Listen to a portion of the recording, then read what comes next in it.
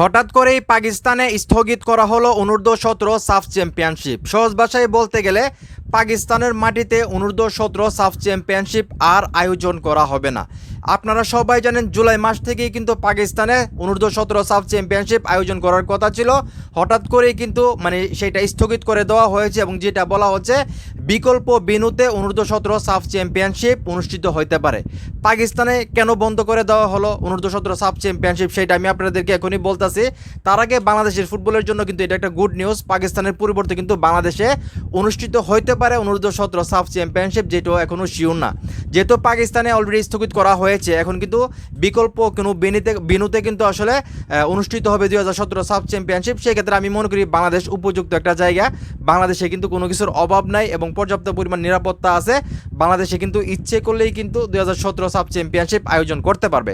তো মূল যে বিষয়টা সেটা আমি আপনাদেরকে আসলে পরে শোনাতেছি। বাংলাদেশ সহ দক্ষিণ এশিয়ার তরুণ ফুটবলারদের অন্যতম বড় আসর সাফ অনূর্ধ্ব-17 চ্যাম্পিয়নশিপ, যা আগামী জুলাইয়ে পাকিস্তানে অনুষ্ঠিত হওয়ার কথা ছিল, সেটি স্থগিত হওয়ার পথে। সর্বশেষ তথ্য অনুযায়ী নিরাপত্তা ও সামগ্রিক পরিস্থিতি বিবেচনায় টুর্নামেন্টটি অন্য কোনো দেশে সরিয়ে নেওয়ার সম্ভাবনা এখন সবচেয়ে বেশি। বাংলাদেশ অনূর্ধ্ব-17 দলের জন্য একটি গুরুত্বপূর্ণ মঞ্চ।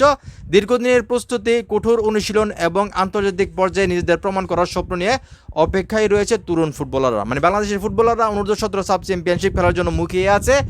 এখন হঠাৎ করেই কিন্তু পাকিস্তানের নিরাপত্তা ইস্যুজনিত সমস্যার কারণে আপনারা সবাই জানেন পাকিস্তান কিন্তু প্রতিনিয়ত কোথাও না কোথাও ঘটনা ঘটতেছে, যেগুলো আসলে বলা যাবে না, এগুলা ভায়োলেশন আসতে পারে, আপনারা সবাই জানেন, তবে ঘটনাগুলো আপনারা জানেন। তো সেইখান থেকে নিরাপত্তা ইস্যু দেখিয়ে কিন্তু এখন যেটা বলা হচ্ছে অনূর্ধ্ব-17 সাফ চ্যাম্পিয়নশিপ পাকিস্তানে আয়োজন নাও করতে পারে বা অনুষ্ঠিত নাও হতে পারে। অলরেডি যেহেতু স্থগিত করে দেওয়া হয়েছে, তো সেই ক্ষেত্রে কিন্তু অন্য কোনো ভেন্যুতে অনুষ্ঠিত হবে অনূর্ধ্ব-17 সাফ চ্যাম্পিয়নশিপ। সেই ক্ষেত্রে কিন্তু বাংলাদেশ অনেকটাই এগিয়ে আছে আমি যেটা মনে করি। একদিকে বাংলাদেশ কিন্তু জাতীয় দলের যেই বয়সভিত্তিক যেই সাফ চ্যাম্পিয়নশিপ আছে সেটাও কিন্তু আয়োজন করবে এবং সেই সঙ্গে যদি এখন আগে বাগিয়ে আসলে অনূর্ধ্ব-17 দলের সাফ চ্যাম্পিয়নশিপটা আয়োজন করার সুযোগ পায়, সেটা কিন্তু বাংলাদেশের ফুটবলের জন্য ভালো হবে আমি যেটা মনে করি। তো যাই হোক, দিন শেষে আমি চাই বাংলাদেশ হোক, পাকিস্তান হোক বা অন্য কোনো দেশ হোক, অনূর্ধ্ব-17 সাফ চ্যাম্পিয়নশিপ আসলে অনুষ্ঠিত হোক, কারণ বাংলাদেশের ফুটবলের জন্য ভালো। কারণ যত ফুটবল খেলবে বাংলাদেশ ততই ভালো এবং বাংলাদেশে যেই পরিমাণ এখন প্রবাসী ফুটবলাররা আছে, বাংলাদেশের দলটাকে কিন্তু সবাই আসলে ভয় পায়, সবাই কিন্তু এখন সমীহ করে এবং যে কোনো টুর্নামেন্ট বাংলাদেশ খেলতে যাবে জয় নিয়ে আসলে দেশে ফিরবে আমার যেটা মনে হয় আর কি। তো যাই হোক, হঠাৎ করে আসলে পাকিস্তান নিরাপত্তা ইস্যুর কারণে অনূর্ধ্ব-17 সাফ চ্যাম্পিয়নশিপ স্থগিত করে দেওয়া হয়েছে।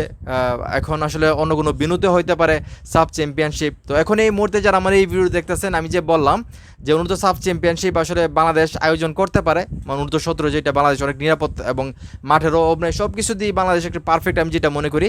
তো আপনারাও কি মনে করেন অনূর্ধ্ব-17 সাফ চ্যাম্পিয়নশিপ বাংলাদেশে আয়োজিত হলে বাংলাদেশের জন্য ভালো হবে? তো আপনাদের কি মনে হয় সেটা অবশ্যই কমেন্ট করে জানাবেন। ভিডিওটা ভালো লাগলে অবশ্যই শেয়ার করবেন।